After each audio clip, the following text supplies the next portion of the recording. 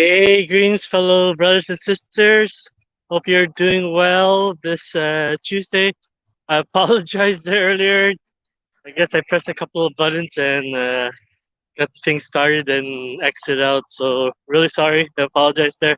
But yeah, I just finished my 25-minute run. Uh, Easy run, just getting the legs ready, building up the foundation, and again, and hopefully ready to go and scale up hopefully next week. So far so good, no problems in the calves, and yeah, just gotta build up my foundation, gotta build up my cardio once again, and get back to it. So yeah, today was not too bad day. Just really feeling tired earlier, but so far I just got my rest in and went out for a run. So yeah, today is day 16 of our 21-day challenge for January, and so far so good. Stay on track on my health. Continue to experiment and see what works for me. I have been noticing for since last week that um, I'm still searching for food after a meal. I'm still on top of my 2 meals a day, right? But it's starting to extend past the 30 minutes or getting to an hour. Just eating 10 to 11 or uh, especially the dinner time. It's I'm still searching for food, so yeah, just trying to figure out and focus on what nutrient dense foods I will need to compensate, right? Because I don't want to start uh, uh, getting into volumes once again. That's what we're trying to avoid as much possible. Getting as much nutrients as you can, so that you're not always thinking of food. You're giving the body what it needs, and yeah, you're more happy, more healthier. You're saving a lot of time on food preparation, and yeah, spending parts of your day on yeah, the food aspect, right? You could, I mean, you can always have food, right? But you know, you can utilize that time in towards the socializing aspect, especially as of now, just with your immediate household. But we're a very very small circle of friends, right? So just imagine, how are you utilizing your 24 hours a day? Hence, 8 hours of it is spent for resting. Then you have 16 hours. Now, if you imagine if you're going to put 2 to 3 hours towards your meals, right? Then obviously, yeah, you're not going to have a lot of time left. So you're going to have like 13 hours, uh, 8 of hours, 8 hours into your work. So you have about 5 hours left to enjoy your day. So I mean, if imagine if only your meals, your windows of eating and whatnot is only 1 hour a day. That's 2 hours you free up. Hence, once again, you don't get there from the start. We work and build towards it, right? So as of now, for me, it's 2 meals a day after 10 a.m. My first meal, and trying my best to get towards 6 p.m. or before 6 p.m. Uh, for my last meal of the day. But as of now, still it's you know I had it at 8 hours, but I'm good now. I'm getting it down to seven. So and that's it. I mean, the 16:8. But imagine only in that 8 hour window of when you're eating, you're only utilizing 30 minutes for first meal, 30 minutes at for the last meal. So out of that 8 hours of window time of eating, you're only utilizing 1 hour. So you have 7 hours to digest your first meal uh, and into your second meal. So you're technically, fasting for 23 hours. So hence, once again, you and I recommend everyone not to just jump on it because it's the healthy way.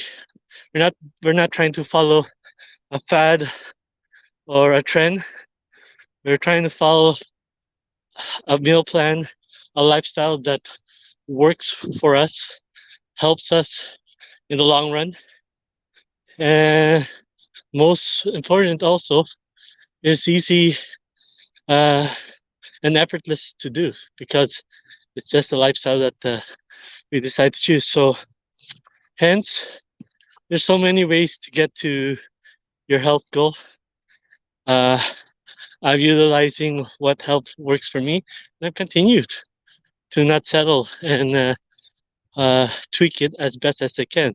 Hence, like again, uh, 2 meals a day, but still my eating windows are or the volume of food that I'm having is still a lot. So I'm trying to at best find what ingredients help. So for now, we're gonna be focusing on switching or incorporating more protein and at least prepare ahead of time. So to help reduce the carb intakes, especially when it's kind of self-inflicted because you get home and then you just have to grab what's the easiest and to do because hence it's a it's 2 meals a day. So you're just looking forward to your first meal and nothing's ready. And yeah, I mean the dinner time is it's good and fine. Uh, we're having cauliflower rice, right, as a filler with chicken breasts. So yeah, it's the dinner time's no problem. Just finding that balance for the breakfast time or my first meal of the day. So anywho, with that said, lastly, for back to my running again, and it's kind of like, oh wow, I think a lot of you already know this exercise. I think it's this and another one is very beneficial for running if running is what you like to do. First one, we've always been taught about the ABC, right? High knees, leg kicks, butt kickers. That has been by far, like I said, has been incorporated into my new style of running, right? So especially the A is on top of what I have incorporated for myself, especially trying to uh,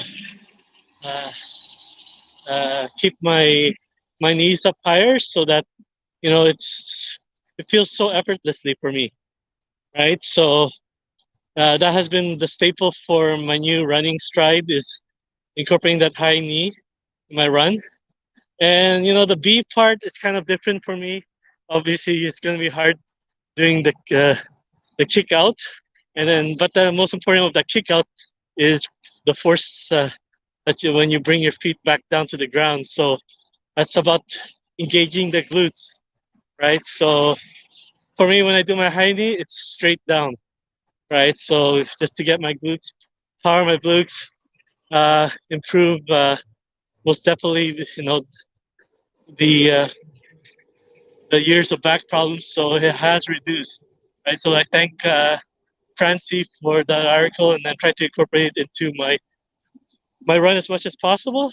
And the last one, the C, is the last one I don't utilize it as often because I'm building up the first two, but obviously the last one is the butt kickers, and that's the push up, and at the same time, it's my uh, it's my calves. So I'm trying to at best avoid putting more stress on my calves until it's ready. So for now, I only utilize the butt kickers or the C uh, for my strides session, and at best the last 15 seconds of my run. So, but yeah, the ABC, you know, not only is it a good warm up, but it really overall helps you in your running. The last one I would recommend you guys doing, and you can do it anywhere, especially uh, when you're heading to sleep or before you sleep, is the bridges.